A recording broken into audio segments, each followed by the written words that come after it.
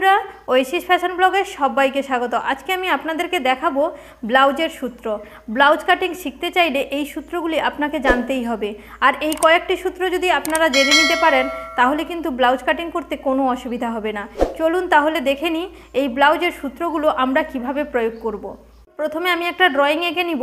এখানে আমার হচ্ছে ঝুল যা থাকবে তার সঙ্গে 1 ইঞ্চি যোগ করতে হবে। মানে আপনারা কোনো কাস্টমারের একটা মাপ নিয়ে নেবেন আর সেই মাপ অনুযায়ী আপনাদেরকে এই সূত্রগুলো প্রয়োগ করতে হবে। প্রথমে আমাদেরকে নিতে হবে ঝুল যা থাকবে তার সঙ্গে 1 ইঞ্চি যোগ করতে হবে। এখানে আমার আছে ঝুল আছে 12 ইঞ্চি, ঝুল বা লম্বা যে যেটা বলবেন সেটাই। ঝুল আছে 12 ইঞ্চি, তো 12 ইঞ্চির সঙ্গে 1 ইঞ্চি আমাদেরকে যোগ করতে হবে। তো আমি এখানে আগে একটা ড্রয়িং এঁকে নিচ্ছি।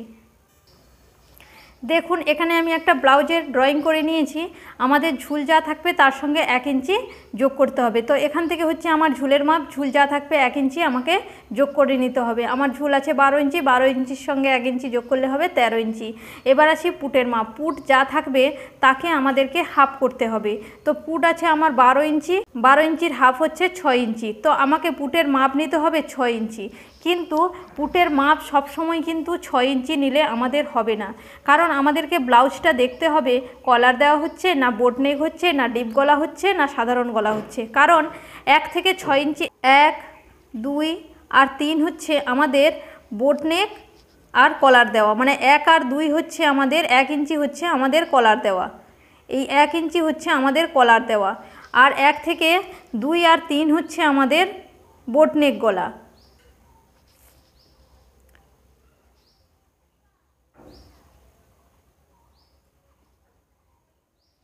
তো 1 হচ্ছে আমাদের কলার দেওয়া।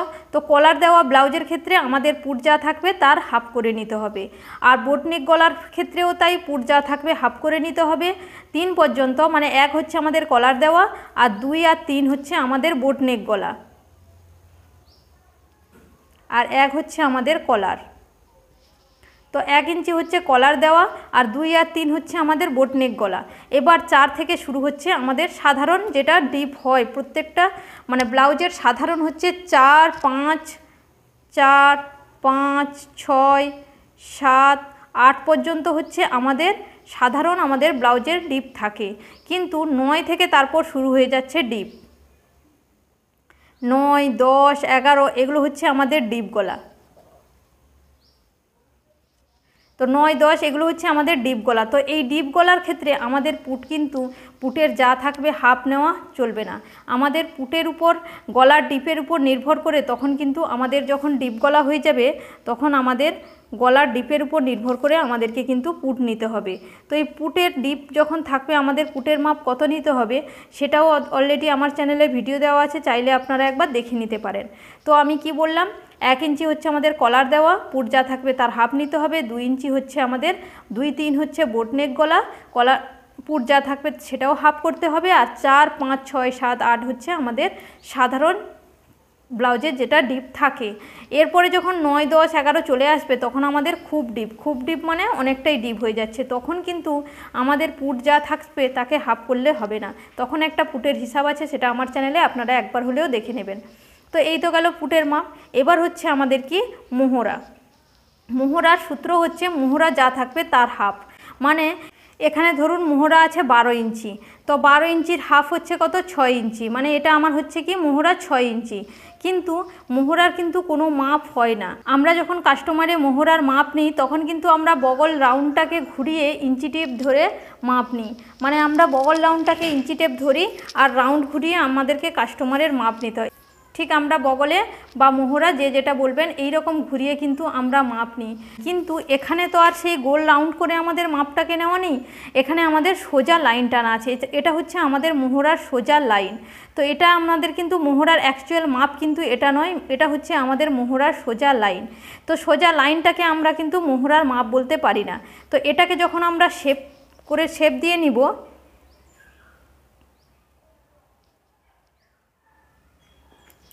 ঠিক আমরা যখন এটাকে মোহরার শেপ দিয়ে নিব তো শেপটাকে যখন দেব আমরা তখন কিন্তু আমাদের মোহরার শেপ আসছে, কিন্তু আমাদেরকে এটা যখন আমরা মোহরার মাপ নেব আমাদেরকে ইঞ্চি টেপ ঘুরিয়ে ঘুরিয়ে দেখে নিতে হবে, দিয়ে আমাদেরকে 12 ইঞ্চি, এখানে 12 ইঞ্চি আছে, তো এই 12 ইঞ্চি মোহরার মাপটা আসছে কি না।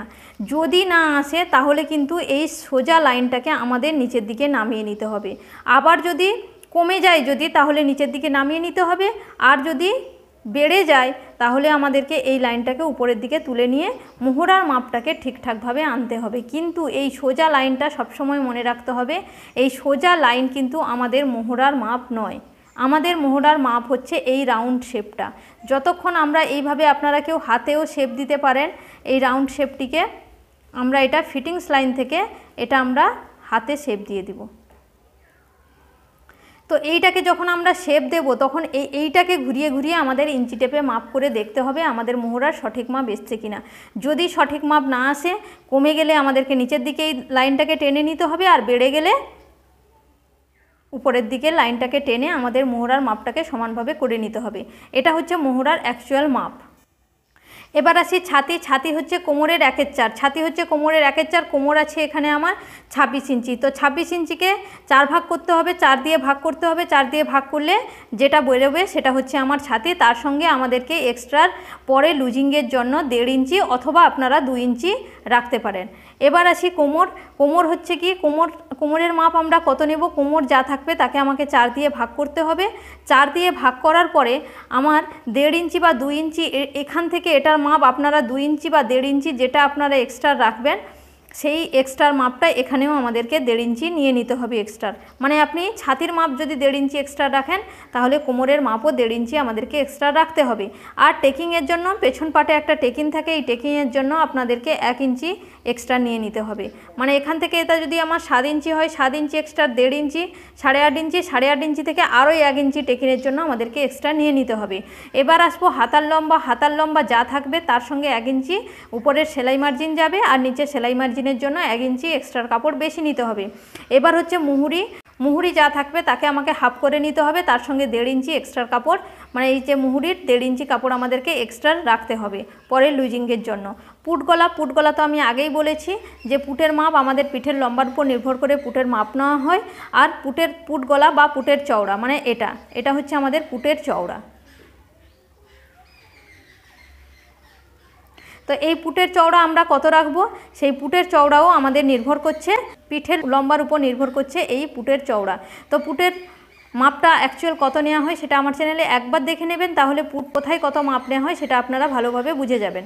তো এইটা হচ্ছে ব্লাউজের এই কয়েকটি সূত্র। এই কয়েকটি সূত্র যদি আপনারা মনে রাখতে পারেন তাহলে ব্লাউজ কাটিং করতে কোনো অসুবিধা হবে না। আশা করি আপনাদেরকে একটু হলেও বোঝাতে পেরেছি।